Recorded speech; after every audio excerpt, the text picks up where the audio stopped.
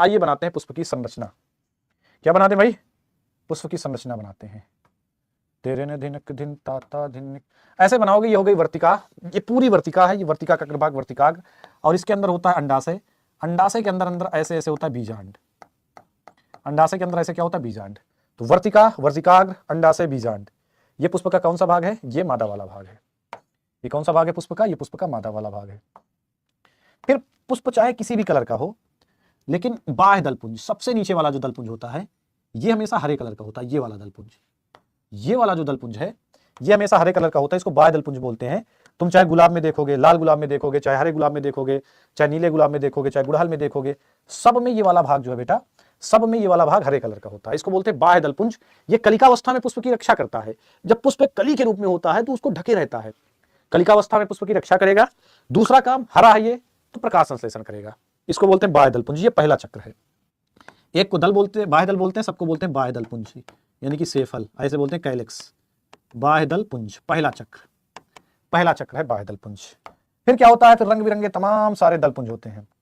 तमाम सारे ऐसे ऐसे ऐसे ऐसे रंग बिरंगे क्या होते हैं? दलपुंज होते हैं। तमाम सारे ऐसे ऐसे रंग बिरंगे क्या होते हैं? तमाम सारे ऐसे ऐसे रंग बिरंगे क्या होते हैं? दलपुंज होते हैं। तमाम सारे ऐसे ऐसे ऐसे ऐसे रंग बिरंगे क्या हैं? दलपुंज है। ठीक है, एक बार और अच्छे से बना दे रहा हूँ, लंबा लंबा। रिंगा रिंगा रोम सा, ये एक ठो और देखते हैं, ऐसे ऐसे। अब इनको बढ़िया रंग बिरंगा बना दो। रंग बिरंगा होने की वजह से क्या करते हैं? तो रंग बिरंगा होने की वजह से क्या करते हैं? ये माध्यम को आकर्षित करते हैं। सबको, एक को बोलते हैं दल, लेकिन सबको क्या बोलेंगे? सबको बोलेंगे दलपुंज। ये दूसरा चक्र है। ये क्या है? ये दूसरा सहायक चक्र है। दलपुंज क्या है? दूसरा सहायक चक्र है। इनमें तीन चीजें होती हैं। इनमें तीन चीजें होती हैं। एक होता है रंग, दूसरा होता है सुगंध, ये महकते भी हैं, और तीसरी चीज क्या होती है? मकरंद।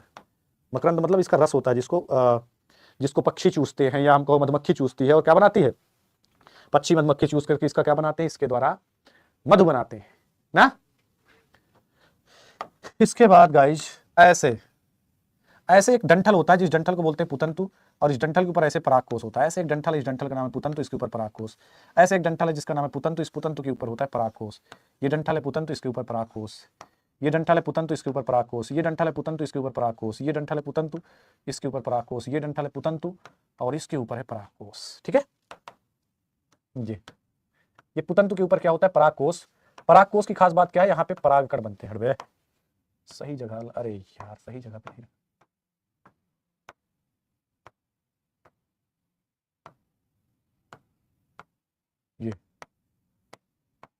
ये पुतंतु, और पुतंतु के ऊपर बनते हैं परागकोश।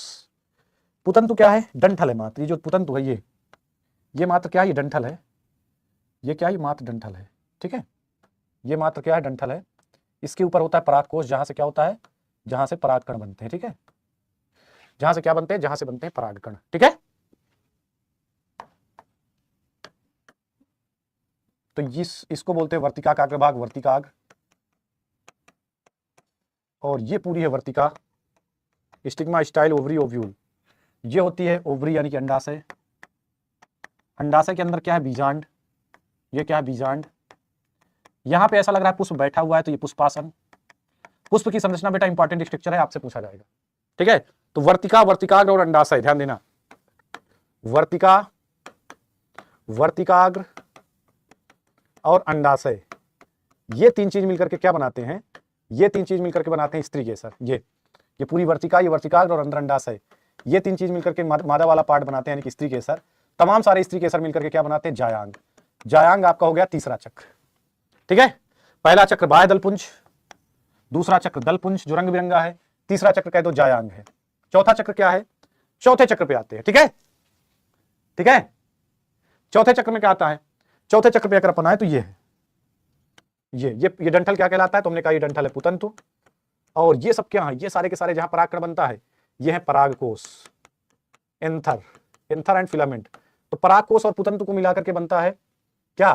पुंकेसर, पुरुष वाला पार्ट, पुंकेसर। और बहुत सारे पुंकेसर मिलकर के बनाते हैं पुमंग। क्या बनाते हैं? पुमंग। पुमंग आपका चौथा चक्र हो गया। पुमंग कौन सा चक्र हो गया? चौथा चक्र। तो किसी भी पुष्प के चार चक्र होते हैं। बन गया ना एक बार में? एकदम टंड, एकदम फड़िया बन गया एक बार में। बन गया भाई? मजा आ रहा है? बना लोगे ना ऐसा? कितना अच्छा बन गया, कितना अच्छा, कितना प्यारा। इसको भी मेंशन कर देना। हाँ, बहुत सारे पराग को पुंकेसर मिलकर के पुतंत बनाते हैं। ठीक है जन भाई, क्लियर है? तो यहीं से पूछा जाता है पुष्प के चक्र। क्या पूछा जाता है? पुष्प के चक्र। तो पुष्प के 4 चक्र हैं। पहला चक्र है, हमने कहा बाह्य दलपुंज, सबसे नीचे वाला हरा वाला बाह्य दलपुंज यानी कि कैलेक्स। दूसरा कौन सा है? रंग बिरंगा दलपुंज, ये माध्यम को आकर्षित करने के लिए रंग बिरंगा होता है, सुगंध होती है, मकरंद होती है। फिर ये दोनों क्या है बेटा? ये दोनों जनन चक्र नहीं है, ये दोनों है सहायक चक्र। ये दोनों सहायता करते हैं, तो इनको बोलते हैं अपन सहायक चक्र। फिर अगला है पुमंग या जायांग, मैंने लिखा था तो जायांग भी लिख दो, कोई दिक्कत नहीं है। जायांग ये स्त्री वाला पार्ट है, और चौथा है पुमंग, ये पुरुष वाला पार्ट है। ये दोनों आवश्यक या जनन चक्र है। ये क्या है?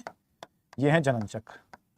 ठीक है भाई, याद रखना, यहां से क्वेश्चन आते हैं, यहां से क्वेश्चन बनते हैं। देखो स्क्रीनशॉट ले लो।